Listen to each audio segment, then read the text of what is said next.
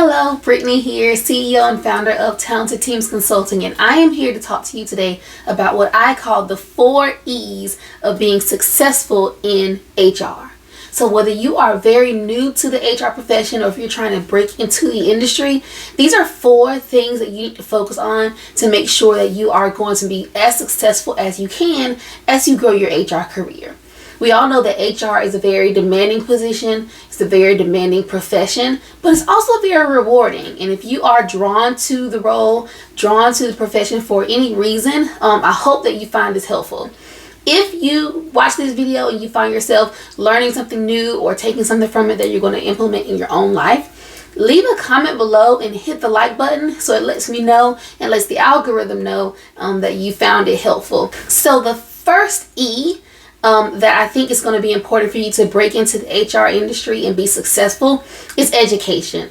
So whether you have a degree in HR, whether you have a degree in business, a degree in psychology, anything dealing with human and human behavior, I think it's going to be helpful for you to have that leg up. Now, education alone is not enough to be successful in HR. You're going to need more than just book knowledge, but having the educational background was going to really help you to be successful.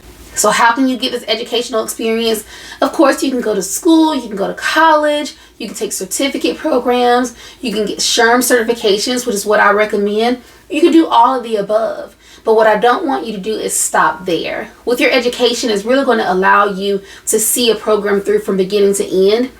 As an HR professional myself, when I'm looking at resumes and I'm reviewing candidates for their suitability for a position, one of the things that HR experience has taught me is that educational experience is really about seeing something through from one point to the end. If you're able to go through a program successfully and complete it, to me it says more about your stick-to-itiveness and your ability to see things through to the end, your ability to follow through. Sometimes it even matters less what your degree is in, but that you can actually complete a program. So I think education is a great thing to focus on because it's going to allow you to be disciplined, to focus on something to see through from beginning to end, and you're going to get that knowledge that you need, that foundational knowledge to be successful in a profession. HR is something that you're drawn to, you want to be successful in it, so education is a great way to make sure you get your foot in the door and that you build your foundation from the beginning. There are certain things that you will not be able to do until you're on the job, but you can always learn things. And whether you are on your first year of HR or your 5th year of HR or your 50th year of HR, you should always be continuing to learn because you will never know it all, but you want to make sure you are consistently learning and gaining more knowledge. The second E that I believe that you should focus on is experience. Now, I know I've seen the memes that go around. I can't get a job because I don't have experience because I can't get a job. I get it. It's a different cycle to have to go through, especially when you're trying to break into HR. When they're telling you that they want you to have experience, when you're interviewing up against people who have more experience than you do. So how can you gain that experience? So think about a few different ways to get the experience that you need in maybe some non-traditional ways. You have to remember, in HR, you have to be creative. Sometimes there's not always a box that you can check or a certain process you can follow. There are some things that you can, there are some things that you can't, but you got to be creative. So use this opportunity to kind of think outside of the box. What are some ways that you can get experience in a non-traditional way? So for example, maybe you need to reach out to your school, whether it's a high school that you went to school at or your college where you went to school or local college where you are if you're not in the same town where you went to school. Reach out to the business department, the legal department. Reach out to certain departments that you can ask to intern for certain opportunities. You'll be surprised if you position yourself as trying to be a value add, not necessarily trying to gain something from it. It might even have to be an unpaid internship. Sometimes it's what you have to do to get your foot in the door. So a little bit about my story. I broke into the HR industry during my undergraduate studies when I worked as an unpaid intern. So I was an unpaid intern for 4 months before I worked for a temporary part-time position in the same company. So even during those times, I still had my other job. I worked at Kroger while I was in school and I was working this internship. And then I worked this temporary part-time position. And these positions allowed me to get foundational knowledge of the organization, allowed me to get to know the people, allowed me to get to know the culture, allowed me to get some knowledge that I did not have before. So that also allowed me to be able to position myself to be prepared for a full-time position once I graduated from college. So in the 2 years between when I started as that unpaid internship to when I graduated from college, I gained a lot of experience in a non-traditional way. So when I graduated from college and they presented me with a full-time offer, of course it was welcomed. I put my time in, I was ready for that opportunity, but I would not be able to expect that so early on. So if you're looking for experience and you're having a difficult time to figure out how can you get the experience that you know that you need, figure out where can you intern, where can you volunteer, who do you know who works in HR that can give you kind of a leg up, that can give you some inside knowledge on what it takes to be successful. I really feel that the experience is important, but what you do with the experience is even more important. So we're going to talk about that a little bit later. Before we get any further in the conversation, if you're enjoying this video, hit the like button if you haven't already, and leave a comment below to let me know what are you taking from it so far. What is your biggest takeaway moment? Is there anything new that you're learning?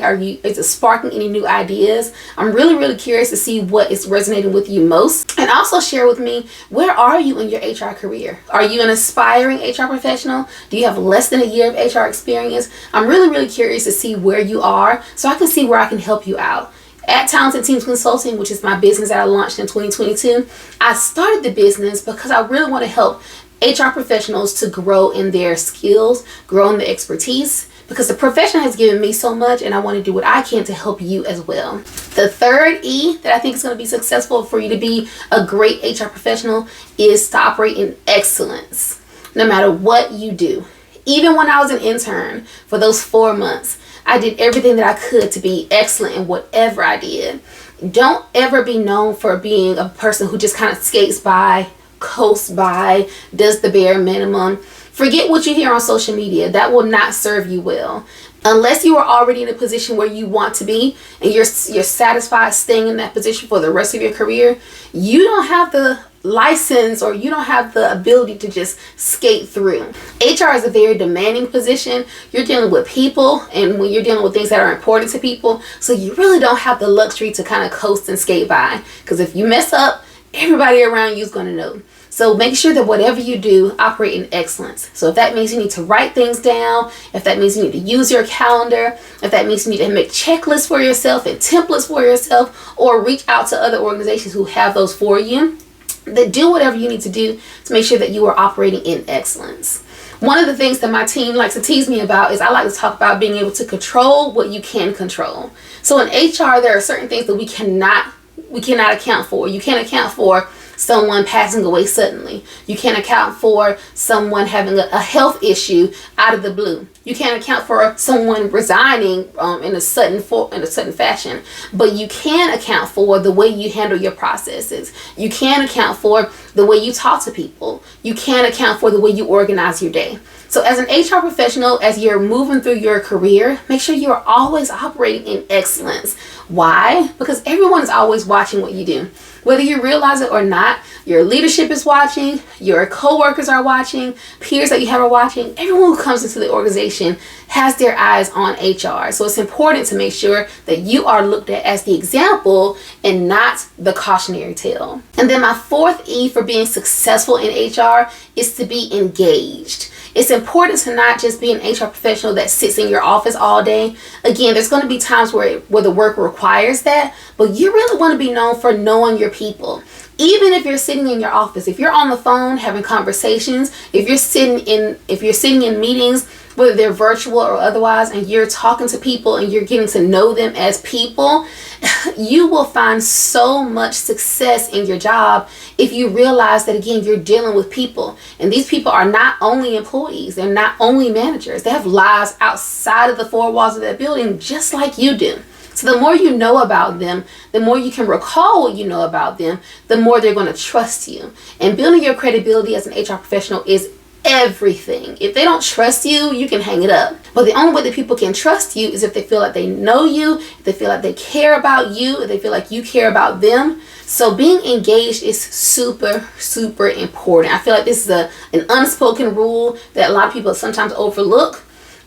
I know that you've seen movies, TV shows, memes, HR gets a bad rap. It really does. And I think it's because historically people have viewed the human resources department as, you know, these sticks in the mud that have no personality. They're rule takers, they're rule makers. They're just trying to find you doing something wrong.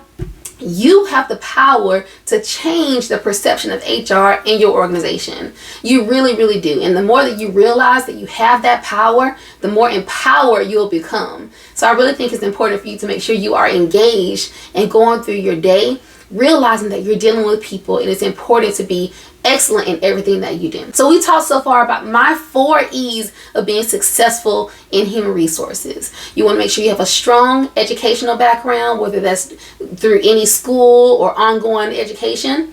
You want to make sure you have experience that you might have to gain in a non-traditional way, even starting as an unpaid internship, which is pretty common.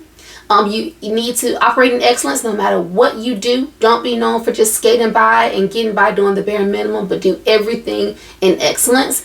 And then you want to make sure that you are engaged. You set the tone for your culture. So make sure that you are setting a great example, and again, not being that cautionary tale. So if you've enjoyed this video, if you've learned anything new, if there's been anything to spark a new idea, leave a comment below, hit the like button, let me know what you think, and reach out to me to let me know what you'd like to see next from this channel. I started Talented Teams Consulting, and I didn't name it Brittany Graddick Consulting. I named it Talented Teams because it's not about me, and it's not even about you. It's about the teams that we serve.